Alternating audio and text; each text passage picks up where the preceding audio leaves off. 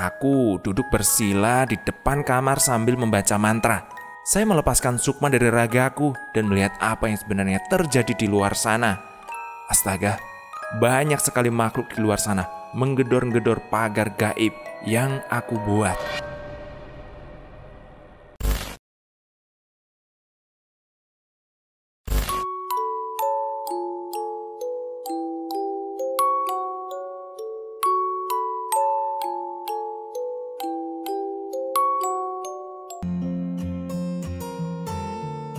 Assalamualaikum warahmatullahi wabarakatuh. Teman-teman untung direkam, terima kasih masih mendengarkan kami. Kali ini saya masih tertarik dengan satu cerita Hupe. Semoga kalian senang. Dan seperti apa ceritanya, mari kita dengarkan. Tapi sebelumnya jangan lupa klik tombol subscribe, like, dan juga bagikan ke media sosial kalian sebagai wujud dukungan teman-teman ke kami. Mari kita dengarkan bersama-sama.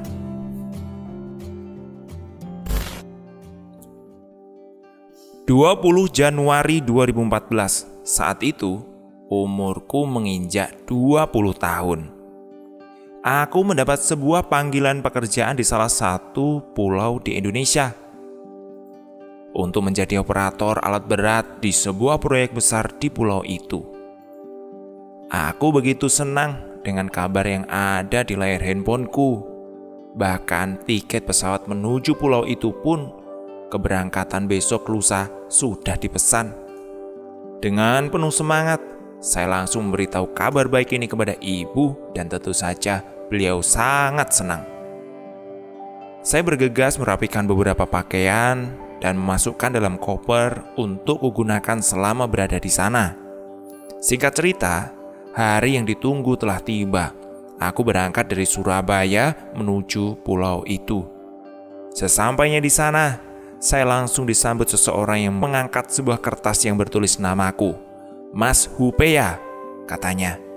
"Saya sudah menunggu kedatangan Mas." Iya Pak, iya betul," jawabku. "Mari ikut saya ya Mas.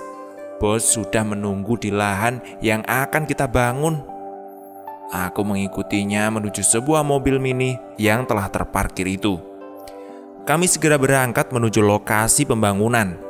Sesampai di sana, aku langsung diantar menuju mandor proyek dan dijelaskan tentang bangunan yang akan kami kerjakan. Setelah semuanya beres, Pak Suryo mendampingiku menuju sebuah mes untuk tinggal selama pembangunan.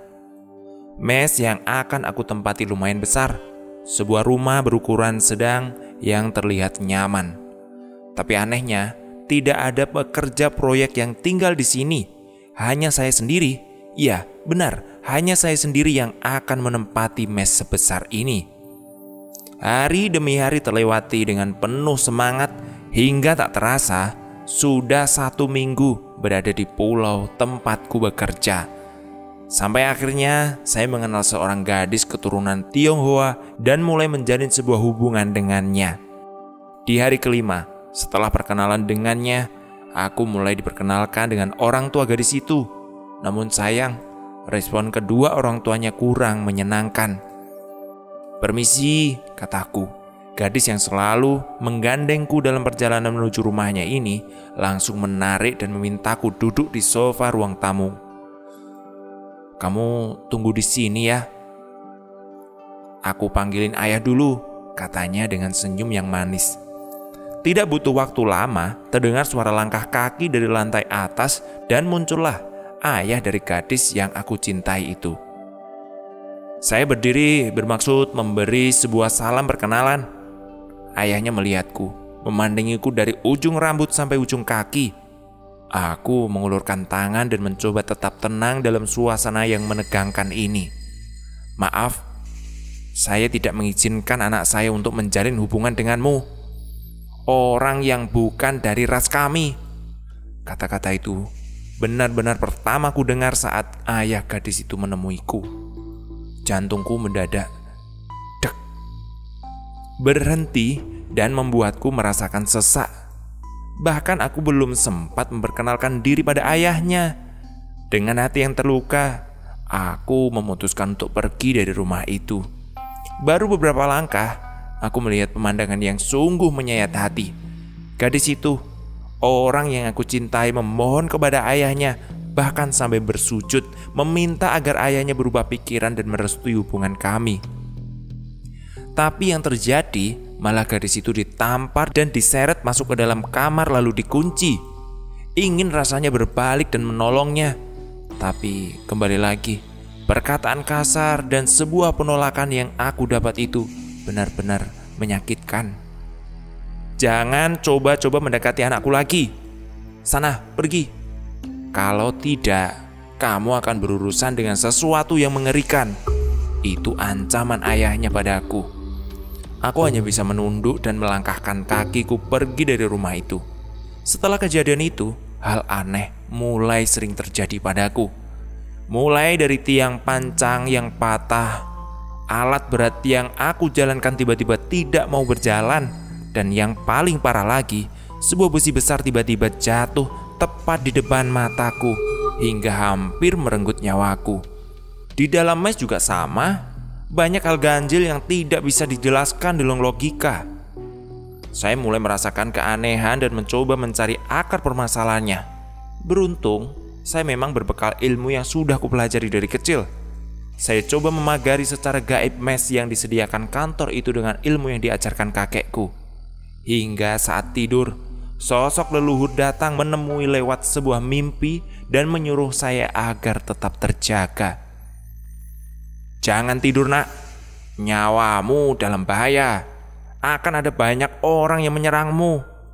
Itulah yang beliau ucapkan padaku melalui mimpi. Aku pun terjaga malam itu dan terus melawan rasa kantuk yang mendera.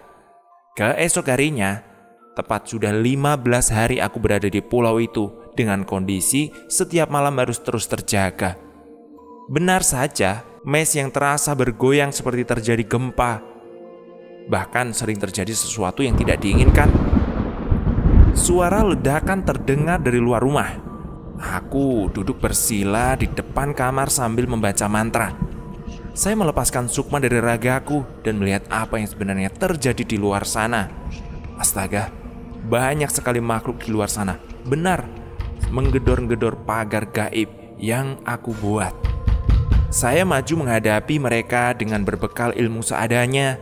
Begitu banyak makhluk yang datang menyerangku, membuatku kewalahan untuk menghadapi mereka. Pertarungan terjadi hingga suara azan subuh berkumandang, dan semua makhluk itu berhenti, kemudian hilang. Ku ucapkan syukur kepada Yang Maha Kuasa karena masih memberi umur panjang dan masih bisa kembali ke dalam raga. Saya tahu ini adalah santet yang dikirim seseorang. Tanpa tidur, saya mempersiapkan diri untuk kembali melakukan tanggung jawab pada pekerjaanku. Hingga akhirnya di hari ke-20, kecelakaan kerja terjadi. Kembali sebuah tiang panjang patah dan hampir jatuh menimpaku.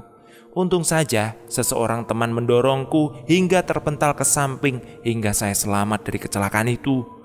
Tapi tidak dengan orang yang menolongku. Kakinya hancur karena tertimpa tiang itu. Semua orang mendadak panik, mengevakuasi korban dan melarikannya ke rumah sakit. Hingga keputusan dokter mengatakan bahwa kaki temanku harus diamputasi karena memang sudah benar-benar hancur. Tak henti-hentinya aku mengucapkan terima kasih padanya. Ini sudah takdir. Memang belum saatnya kamu untuk kembali kepada Yang Maha Kuasa, jawab teman saya yang membuat air mataku menetes langsung di depan matanya. Hingga saat malam tiba, kembali saya harus tetap terjaga untuk mencegah hal buruk terjadi. Namun malam ini berbeda. Makhluk yang datang lebih banyak dan ada juga beberapa benda tajam terbang di atas rumahku. Beberapa keris dan benda seperti golok yang dilapisi api berputar-putar di atas rumah. Mereka semua menyerang dan mencoba menghancurkan pagar gaib Raja Kalacakra yang aku buat. Aku sangat yakin ini benar-benar santet. Ini santet, bukan hanya berasal dari satu orang. Aku masih mampu bertahan saat itu dengan semua kekuatan jahat ini. Ku coba meditasi, meminta bantuan para makhluk yang selalu menjaga diri ini. Tapi apa daya, kekuatan mereka akan berkurang jauh karena harus menyeberangi daerah kekuasaan penguasa laut, Sang Kanjeng Ratu. Ya, benar, itu adalah daerah kekuasaan Kanjeng Ratu. Hingga 15 hari aku bertahan dengan keadaan itu, tidak pernah tidur dan harus bekerja di pagi harinya. Hingga 15 hari aku bertahan dengan keadaan itu, tidak pernah tidur dan harus bekerja di pagi harinya. Sedangkan musuh yang datang semakin banyak, mataku membengkak dan merah, serta wajahku pucat, fisik mulai melemah dan konsentrasi mulai hancur. Aku mulai menyerah. Tepat saat gaji pegawai dibagikan, saya langsung memesan tiket untuk pulang kembali ke kampung halaman. Malam terakhir, emosi mulai tidak terkendali karena tekanan mental yang kuterima. Kuputuskan menunggu mereka semua datang di depan rumah. Jika memang aku harus mati di sini, maka biarkan aku mati tanpa penyesalan dan biarkan aku pergi dengan tenang batinku. Tak berselang lama, mereka datang dan kembali mencoba menjebol pagar gaib milikku. Genderuwo, pocong, kunti, dan juga beberapa siluman melihatku yang hanya duduk di teras rumahku. Siapa yang mengirim kalian? Dan apa sebenarnya mau kalian padaku? Teriakku pada mereka. Mati! Mati! Teriak mereka. Sosok makhluk tinggi besar dengan kuku yang mencakar-cakar pagar gaibku. Aku berdiri menghampirinya. Kini jarak kami sangat dekat, hanya terpisah oleh pagar gaib yang berada di tengah-tengah kami.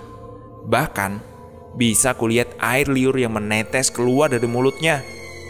Kalian tidak akan bisa menebus pagar ini selama mata ini masih terjaga, kataku. Aku kembali berjalan masuk ke dalam rumah. Para sosok itu semakin marah dan terus menggedor-gedor pagar. Benda-benda tajam terus menusuk pada pagar gaibku. Rumah kembali terasa bergoyang-goyang. Saya limbung dan berpegangan pada tembok. Rasanya saya sudah tidak kuat dan mulai ingin pingsan. Namun kembali aku bertahan dan kupasrahkan semua pada Yang Maha Kuasa. Matahari mulai menunjukkan dirinya dan semua guncangan yang berasal dari energi yang berbenturan sudah mulai hilang. Aku bergegas mandi dan menuju bandara untuk pulang kembali ke kampung halaman. Saat tiba di rumah, akhirnya dapat diketahui dari beberapa teman gaib yang membantu di sana bahwa santet itu berasal dari banyak orang yang dibayar untuk mencelakai dan mengusirku. Akhirnya saya bisa kembali hidup dengan tenang dari semua santet yang telah menerorku. Tak henti-hentinya hatiku bersyukur dan kejadian itu akan selalu memiliki ruang khusus dalam memori otakku. Pesan dari ceritaku, berhati-hatilah ketika kita berada di pulau orang. Selalu jaga sikap, tetaplah sopan dan jaga perilaku. Karena kita tidak pernah tahu bahaya apa yang mengintai kita saat di sana. Cerita by Hupe. Terima kasih buat Hupe yang sudah terus mengirimkan ceritanya pada kami. Buat teman-teman, jangan lupa klik tombol subscribe, like, dan juga komen. Sudah dulu ya, besok kita lanjutin lagi ceritanya. Terima kasih, sampai jumpa. Assalamualaikum warahmatullahi wabarakatuh.